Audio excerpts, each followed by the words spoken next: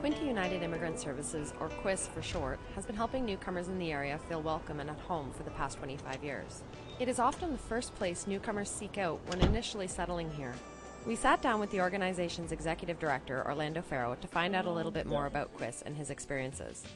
I'm Orlando Farrow, I'm the executive director. I have been working for QUIS for the past 10 years. I started in late 2002. And since then, I have seen a lot of successful stories in providing services to newcomers. When I started, we had very limited resources and funding, and I was not only being the executive director, but I also was providing direct services to clients. And it lasted for 2 years until I started doing more applications for funding and hiring more staff as the services were needed in the area.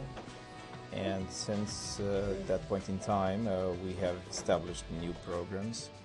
The peak, I would say, was 3 years ago when we also had the employment services, which was very helpful since employment is part of what the newcomers are looking in terms of integrating to the community. Orlando gives us a brief background on the organization. It started very much as a grassroots group. In 1986, Susan Walker was the founder of the organization. At that point in time, I think HRDC, which was the ministry that was dealing with immigration, they had put a call for proposals for, community groups to fund, to try to encourage newcomers to access those services and also for a better integration into the community.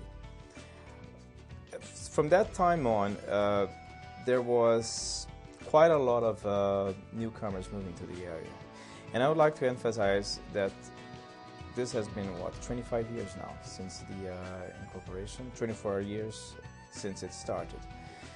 During the Kosovo crisis, that was the peak of most newcomers coming to the area. We had almost 2,300 newcomers from Kosovo.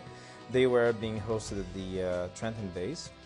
A lot of them went to Montreal, but many of them remained in the area.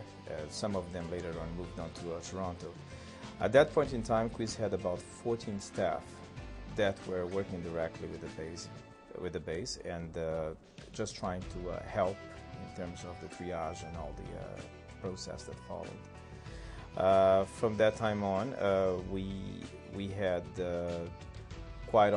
a lot of different programs, and again, the programs that we had at that point in time were very dependent on government funding and policies, and government funding and policies is a constant move depending on the political powers of the day. So there was also a very heavy involvement in the provincial government at one point in time. The provincial government has a little bit withdrawn in the last 2 years, mostly in terms of our area, and the federal government has stepped in to bridge those gaps. But the main thing is that we are still providing the services, we are still helping the newcomers, and that's the good part of it. He explains that the funding process has changed and they now seek funds from other sources. We don't count solely on government funding. We try to diversify our funding sources. We try to go even in terms of partnership with the private initiative, banks, and other institutions as well. Different stakeholders can always be very helpful. It doesn't not necessarily have to do with funding sometimes. It can also be related of finding out where some of the services are already available, avoiding the duplication, and make sure that those clients are aware of those services. This is why we have the settlement, information and referral. There is a whole component of research, of locating services and making sure that those clients know where those services are. Not only does Orlando work for QUIS, but he was born in Brazil, raised in Europe, and has worked all over the world. He says he knows what newcomers are going through when they first arrive in Canada. There is a very strong bond, because I have gone through the same experiences they are gone the first time I immigrated from one country to another, and that was a huge impact. You never forget those days. Different in culture, different in food. You're trying to see a familiar face that sometimes is not quite there, and I can relate to that. And one thing, although I don't provide direct services to clients, I still talk a lot to them. Sometimes in the hallway, sometimes people come and see me. They like to sit down and have a long conversation. They want somebody to listen to them, somebody that they feel can understand what the needs are. And it's very useful as well, because at the same time I do that, I can also sense the level of services we're providing. It's almost like having an indirect survey of how we are providing those services, how are their level of satisfaction, and this is also very important to us. Okay. Mr. Farrow says there are differences and advantages to relocating to a smaller community rather than a bigger city. There are huge differences between large urban centers and smaller centers. Normally, newcomers have more of a facility to adapt in a small community than in a large one. There is more of a warm feeling for them. There is more attention as well. It's not the big rush of the urban centers. People take more time to talk to them and show them what is around, what the possibilities are. So there is a big difference as well. He gives us a step-by-step breakdown of what happens to newcomers when they first arrive at the QLIP doors. The first step is to have an intake assessment. The frontline worker will verify exactly what that client needs, what are his background in terms of previous experience, employment, professional, and also experience in life. So this is the first step. From that step on, there is a needs assessment that is created. And then they start the delivery of the services. They will focus on those need assessments and try to provide the clients with the specific information that will allow him to bypass the problems or the issues, or even get to the point where he wants to go, either by having them directed to language training services, or trying to find a house to rent, or even to find a job. Finally, Orlando tells us what got him interested in working for Quinte United Immigrant Services in the first place. Basically, the interaction with people and helping people. Being an immigrant myself and being through very difficult situations in the past, I thought I owed it to the newcomers to provide services that they won't have to go through the same things I did.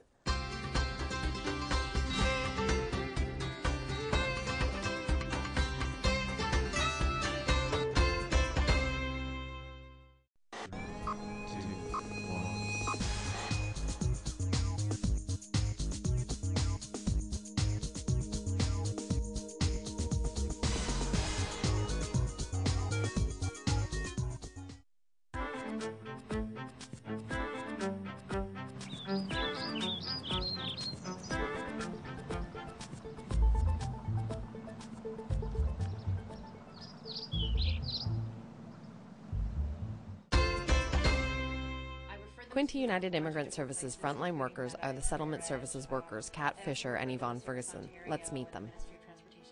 My name is Yvonne Ferguson, and I'm a settlement services worker for Quinte United Immigrant Services. My name is Kat Fisher, and I'm a settlement services worker at QLIP. I provide many different services to our clients, which can be a newcomer or a foreign-born Canadian citizen or many other people. Those services can range from the first days in Canada, getting a social insurance number, to getting health insurance or finding a doctor, looking for housing.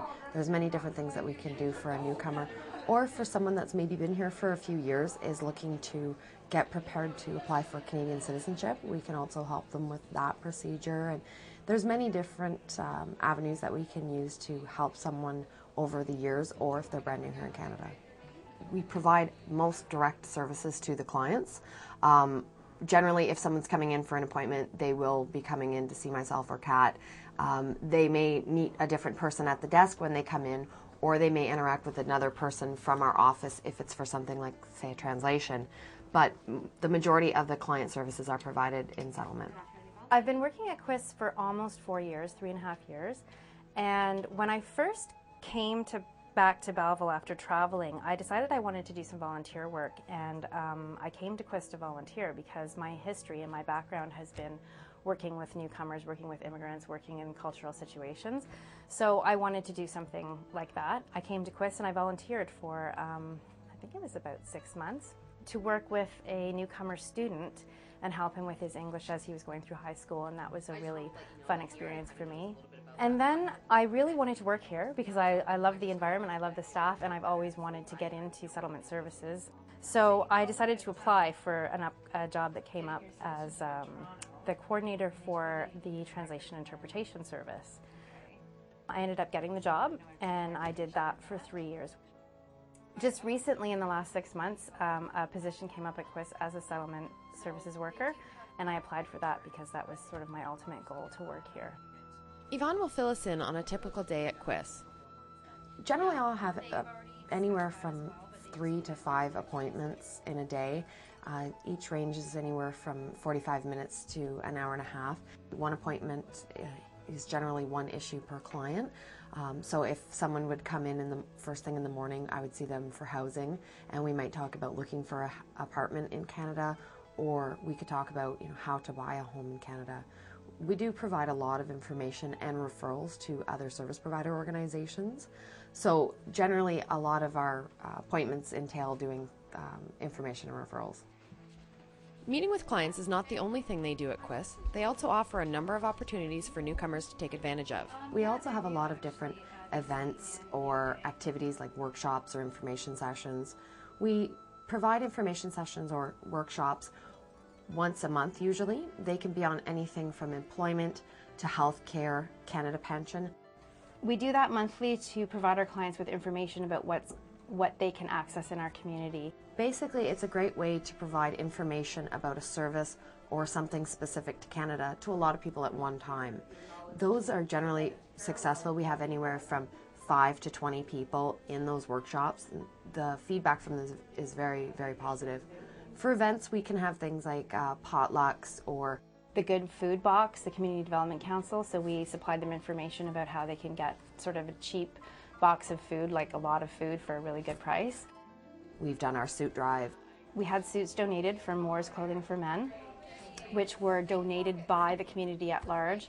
People who brought in suits were able to get a 50% discount when buying a new suit there, so they would donate their suits. We picked them up from Moore's, we brought them here to QLIP, and we were able to give them away to our clients for free and suit them up for any new employment experiences they might have, so that was pretty exciting.